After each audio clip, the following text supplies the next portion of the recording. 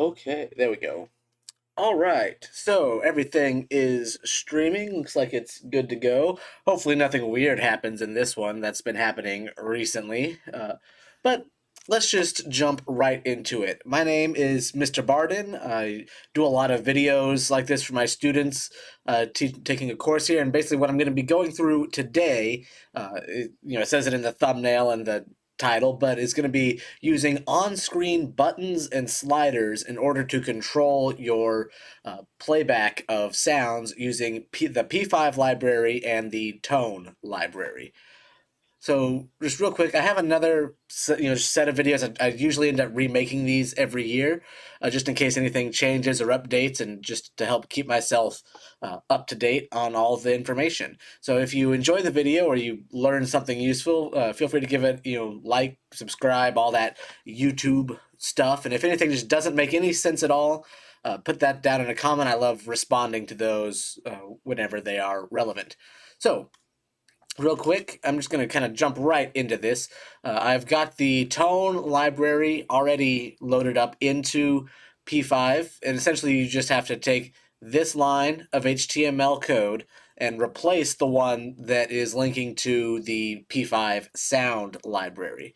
If you were to go to, there's a link to this page in the description, but the kind of textbook I made for this class here, there's that same line of code that can very easily be copied and used for your sketches. So you can copy that however you want. I recommend making a starting template that already has it, and that will make your life easy. Okay. Another thing, I'm going to be playing back 2 sound files, and I should probably figure out where I have those loaded. Downloads.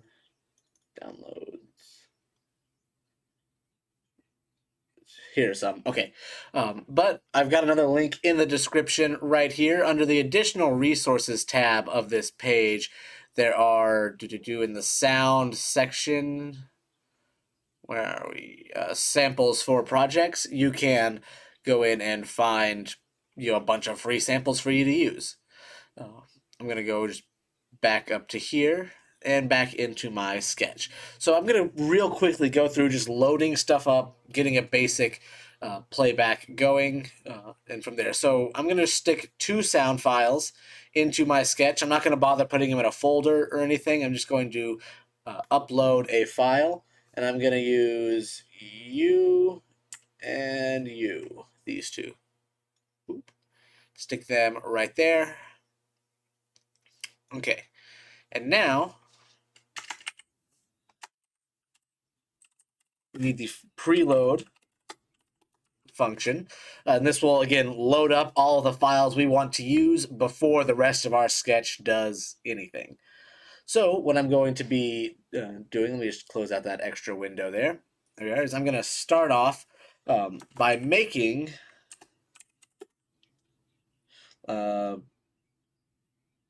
I don't know, sounds. I'll call that sounds. Sounds is going to be a new tone.players object. And there we are. And then once you've made this object, we just have to tell it using JSON notation where to find all of the sounds. So I'll call this one fx colon space, and this will be let's see, it's fx underscore 1 dot mp3. Then I have another one here, and I'll just call this vase, and this will be vase plus hit01.mp3. You want to make sure that this matches up with the names of your files, and if there are in any folders, you include that folder pathway. My next video to come out will be on how you can link to these files online, but I didn't want to include that in here because that'd just be a lot of information in one video. But I've got the sounds right here. The last thing I'm going to do is at the end of this line, I'm just going to say dot to destination for now. This will change in a little while. So I've got this set up. It's going to play a sound when we tell it to, and I've set this up so that way we can hear it. what we're going to do now is make some buttons. So let's say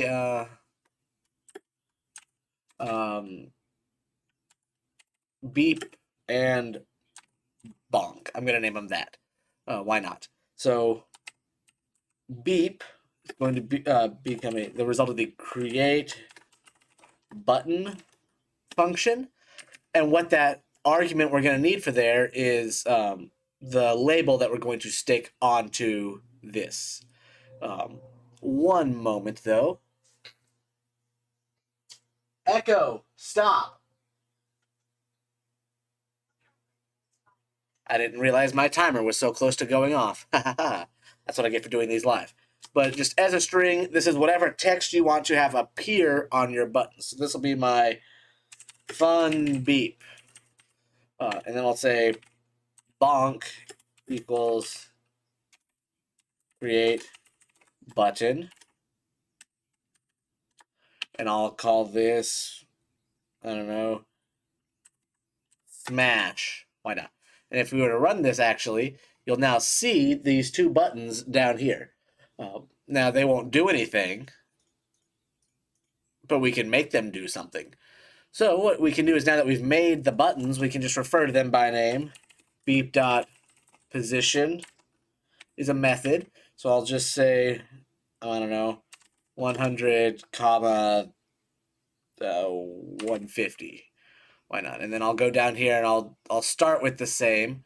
Only I'll change this to bonk. And I'll move this one to be a little to the right. So boom, now they're on this canvas and we can set that up to do something.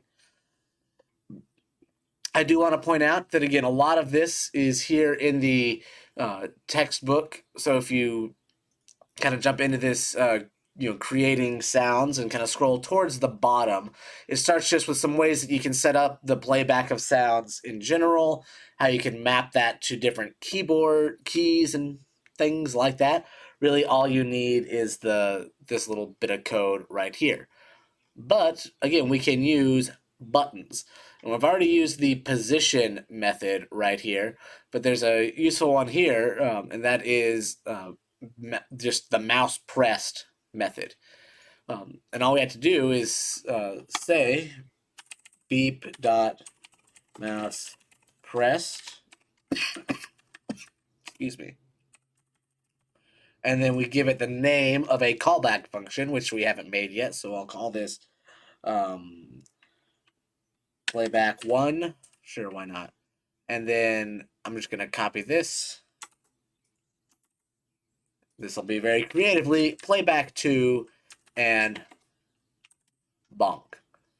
So if I just go, I like doing all my new functions kind of at the bottom. You don't necessarily have to, but function playback one and function playback two. And then all this will be is just the playback command for our song. So the name of our players object is sounds. So sounds.player. And what we specifically need is fx is what I called it. Fx dot start. So again, we have to look at the object that we want, sounds. That's kind of like the album that is containing all of our songs, or the playlist. If you're a person younger than me, you probably listen to playlists more than albums. But we have to tell it the large scale, what to play. So we're going to play the lo-fi hip hop jams to study to playlist. We're going to find specifically this file within that list, and we're going to start it. So in fact, we could actually copy this, and instead of just fx, we change it to vase. If I refresh my code, nothing has changed on the screen, but we should now hear our sounds. I'm going to click on both of them, so just if you're listening on headphones, I'm not 100% sure how loud this will come through, so this is your warning. All right, 3, 2, 1.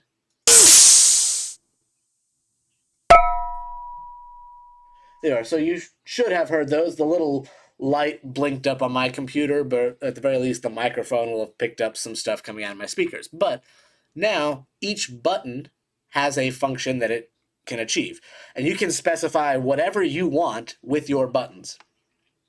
It doesn't have to be a sound playback. It could be whatever you want it to be. You just have to make the button.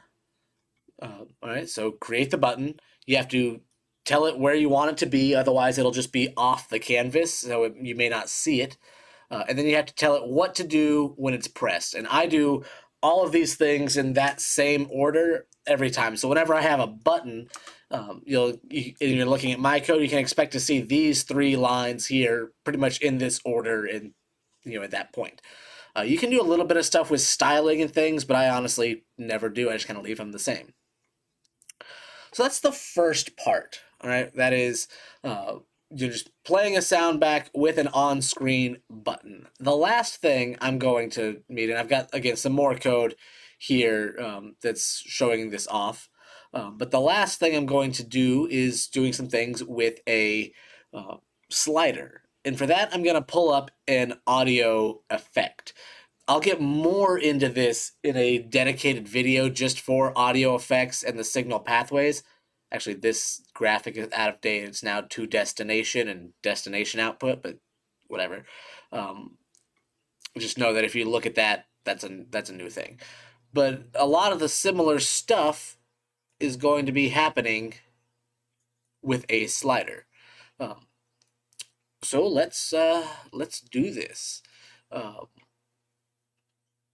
Okay, those were the arguments. Okay, so beep bonk, and I'm gonna do a delay, an audio delay.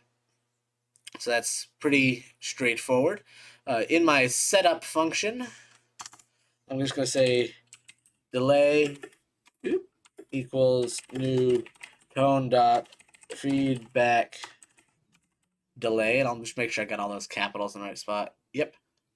Boom. I'll say 0.5, comma 0.5. And I'm going to move this to the speakers, dot to destination. So the thing with audio is that you have to connect things, all up in the right order. And in fact, this may actually give me some issues. So what I'm going to do is move this actually to up here, and basically make the delay before the sound objects. Because instead of sending this to the destination, I'm going to say we're going to connect to the delay object. So now the sound, instead of it just being played, is going to go from the player to the delay, then to the speakers. If I were to refresh this and play it, 3, 2, 1, and then I'll do the smash. You should now notice it's kind of going ba, ba, ba, ba, bye.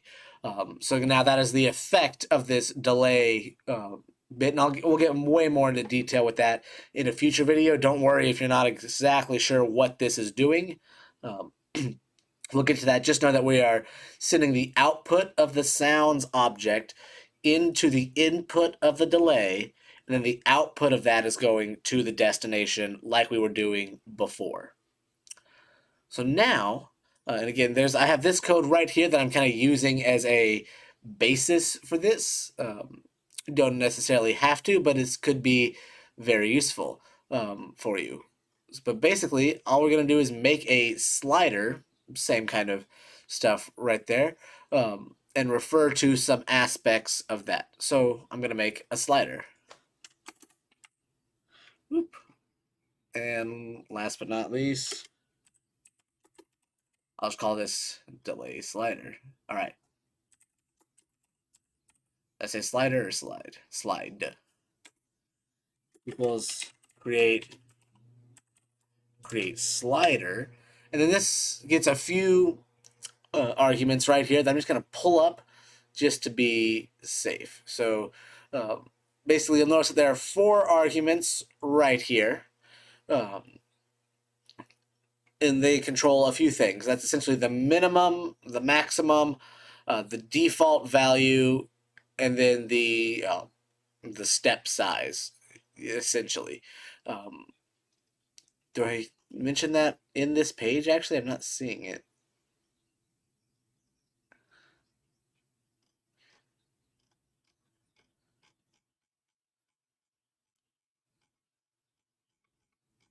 There we go. It was just weirdly down below. But anyways, once you make the slider, you just need the minimum and maximum for default. The starting value you don't need, otherwise it just starts at 0. And then the step size, essentially, along your slider, how much is a step? So do you want to increment it in bits of, 5 or 24 or whatever you might need? If you leave it at 0, it's going to just move freely. And that's what I'm going to be doing here. So we want 0, 1 will be the maximum, 1 will be the default, 0.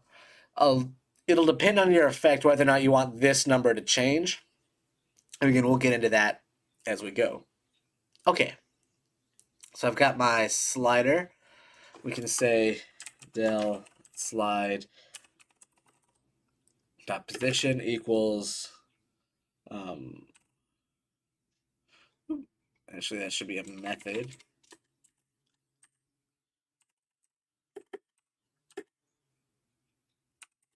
And 250. Why not? So I'll stick that, boom, right there. And here is this slider as it has appeared. I'm going to make this a little bit darker so we can tell that apart. There we go. Now everything's nice and clear. So we have that right there. But you're going to notice one thing if you haven't already, and that is that the buttons have a label. They have to, essentially. The slider does not have a label. So what I do is I go into my draw function and I just add a text label. So this will be the delay wet slash dry. So let's start there. All right, so that's not quite low enough. So let's say I'll just do this manually at 225, 240. That'll work for now. But basically, you have to add in a label, and I'm going to highly recommend that you do that uh, because if you start adding 5 or 6 of these, you won't know which one is which. So I kind of one at a time get my slider, put it where I want it, put the label, and then once they're all made, then you can go back into your code and connect A to B to C to whatever. All right, so I've got that right there.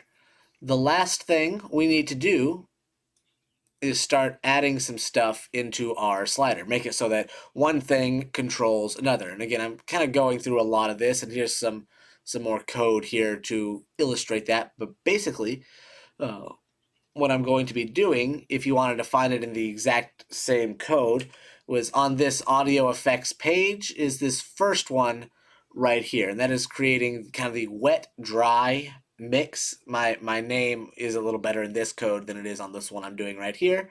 But it's the slider for the delay. It's not that complicated. I think everyone is following me. So what we have to do, all right, is go in and say in our draw function, this is very important. We have to check this every frame. So this is why we're doing this in the draw function.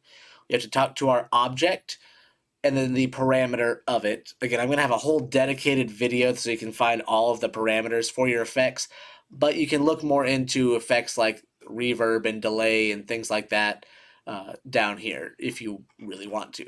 But anyways, and then the value of that is going to equal the value of the wet mix or the slider. So basically what I can do is I can go in and say delay dot wet dot value equals delay slide dot value. So this is going to be a method that is just going to say what is the current value of this. Is it, a 1? Is it 0? Is it more or less? In fact, if we wanted to, I could go in and, in fact, just say, just so we can see this, let wet wet amount. There we go. Equal delay slide dot value as well, and capital S, and then we can say text, but instead of that, we can go in and say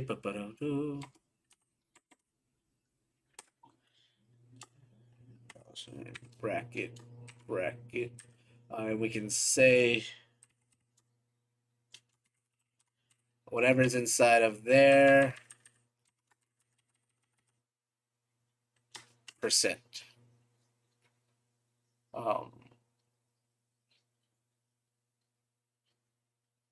Yeah, sure. Actually, I'll say that do times 100. Ooh, something got mad at me. Delay slide. Oh, it's del slide. Doop, there we go. And let's just make this 260. 280. There we are. So now 100%. Now we can bring this back down, and I'm gonna make life a little bit easier. Which is 0, 100. There we go. All right. So now it's just a number. So now if we run this right now, I'm just gonna refresh it. We're gonna hear our echoing beep and our echoing smash. But if I turn this down, let's say it like 50 or 36, you might notice it's a bit less if I go again. Nothing, no percent, we don't hear this at all. If I start pulling it up a bit, you're going to notice it's there. It's a little bit quieter until we start getting to, more and more. If I turn it up, if I click it, nothing. It comes back. It's on, so you can control the amount of the delay, essentially.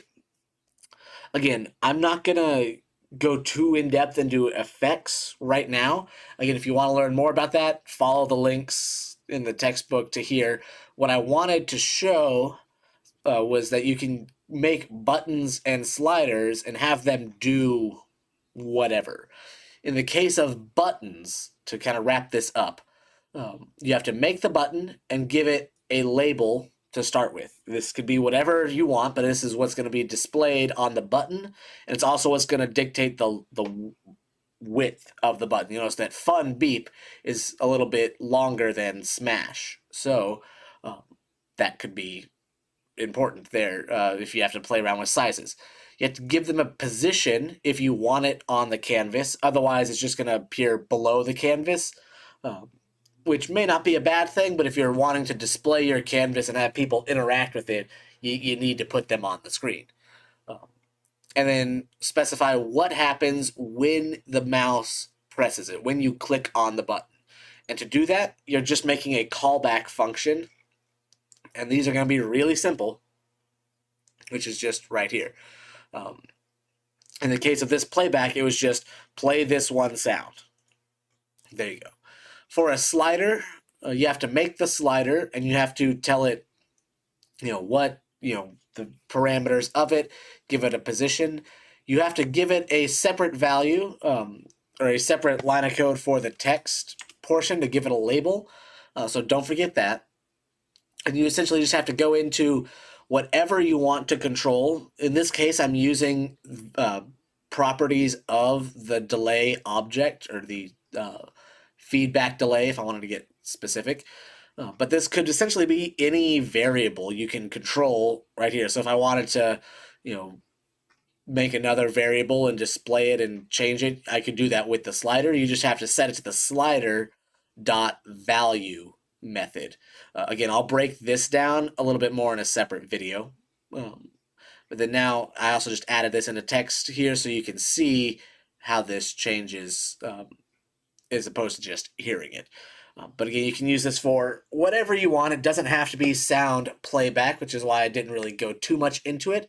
But this is where I'm going to end off the video today. Hopefully this was helpful. I'll add a few comments just to kind of explain what everything is right here.